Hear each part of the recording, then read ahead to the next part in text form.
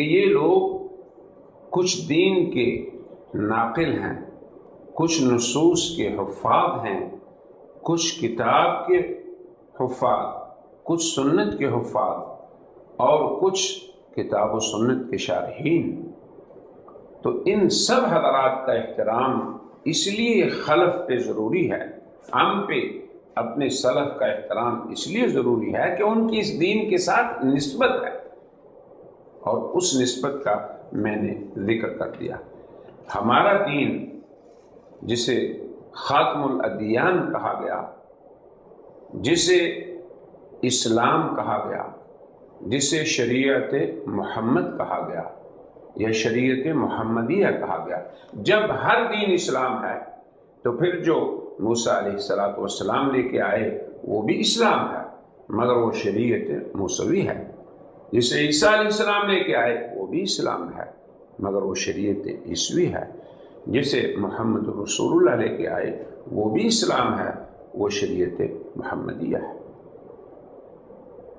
تو اس شریعت کے خصائص میں سے یہ ہے کہ یہ خاتم الادیان ہے، جس طرح اس کو لانے والے خاتم النبیین ہیں۔ سابقہ ادیان اور خاتم الادیان کے بارے یہ بات یاد رہنی چاہیے کہ وہ ادیان مخصوص وقت، مخصوص قوموں، مخصوص زمانوں کے لیے خاص ہوتے تھے۔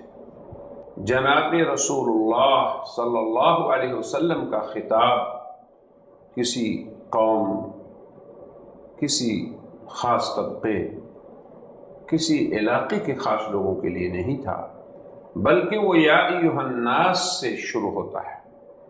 آپ لوگوں کو یہ کہتے ہیں یا ایھا الناس انی رسول اللہ الیکم جمیعا، کہ اے لوگو میں تم سب کی طرف اللہ کا رسول ہوں۔ تو خاتم الادیان کا خاصہ یہ ہے، اسی لیے خاتم الادیان کے مآخذ کو حق تعالی شانہ نے محفوظ فرما دیا۔ اب اس کے مآخذ کیا ہے؟ اس کے لیے ہم حدیث معاذ کو بہترین مرجع کے طور پہ پیش کرتے ہیں۔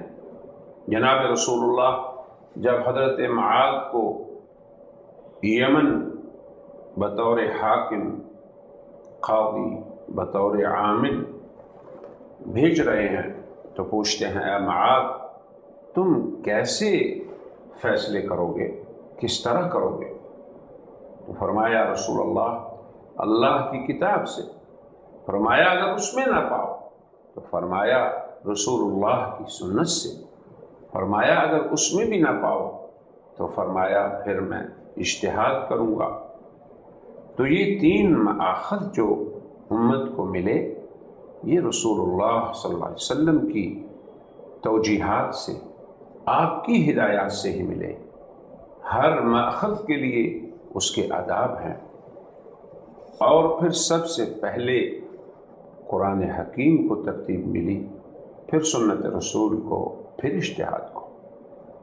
ہر ایک کا اپنا اپنا دائرہ ہے، اور ان لوگوں سے جو ان مآخذ سے احکام شریعت کو اختیار فرمائیں گے ان کے لیے بھی آداب مرتب کیے گئے۔ قرآن حکیم اللہ کا کلام ہے، متواتر طور پہ امت کو پہنچا ہے، اس کے لیے یہ عقیدہ واجب ہے کہ اس کی تمام نصوص متواتر ہیں۔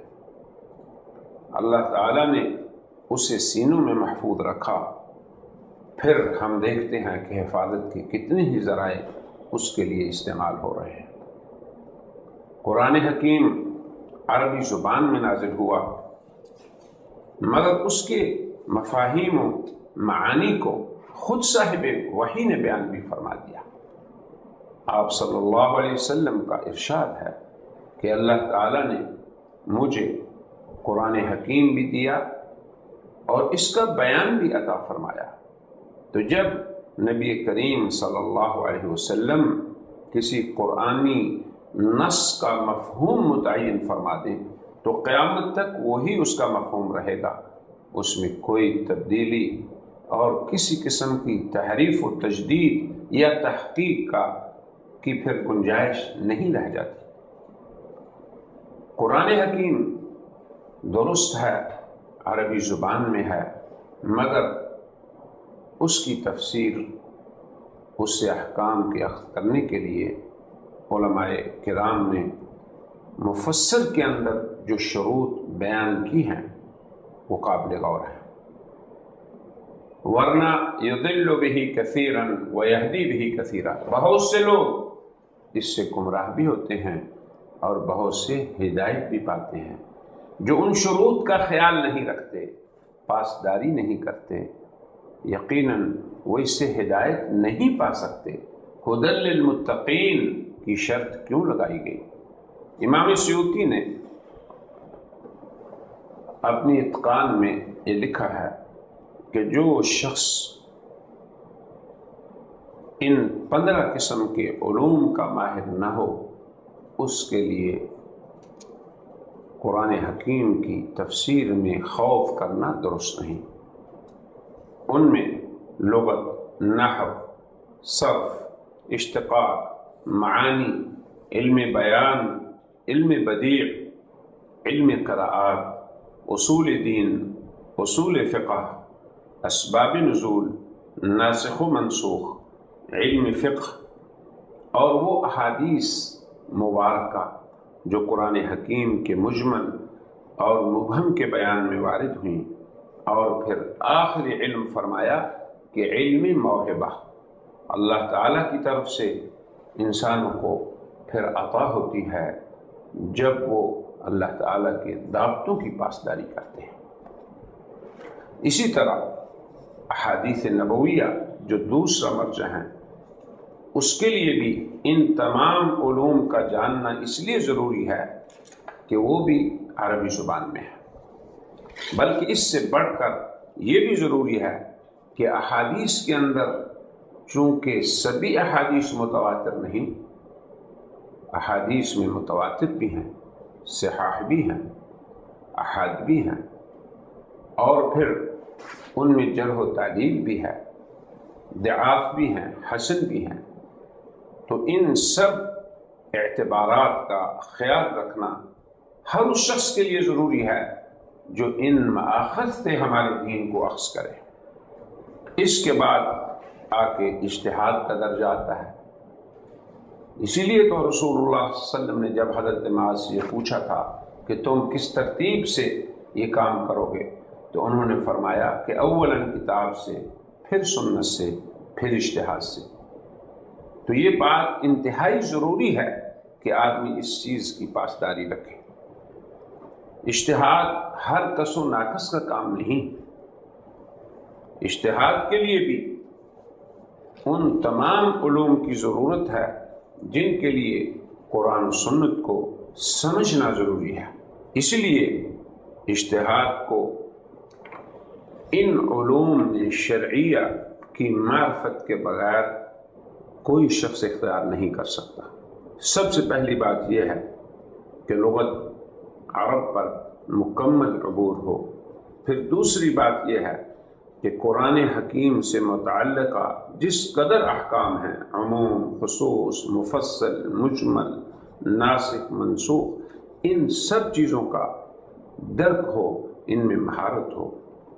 تیسری بات یہ ہے کہ وہ شخص جو اجتہاد کے اندر داخل ہو رہا ہے وہ ان تمام علوم سے بھی واقف ہو جن کا تعلق سنت کے ساتھ ہے، وہ سنت کے تمام طریقوں سے واقف ہو، اسے تواتر، احاد، صحاح، ان کے راویوں کی جرح و تعدیل اور پھر ترجیح کے جملہ طریقے جو ہیں اس کا علم ہو۔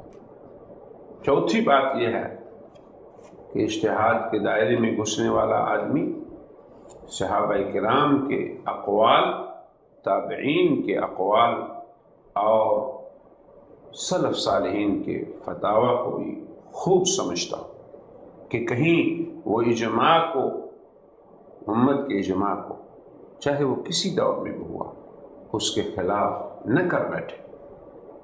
پانچویں بات یہ ہے کہ جو شخص اجتہاد کے دائرے میں گھستا ہے اس کو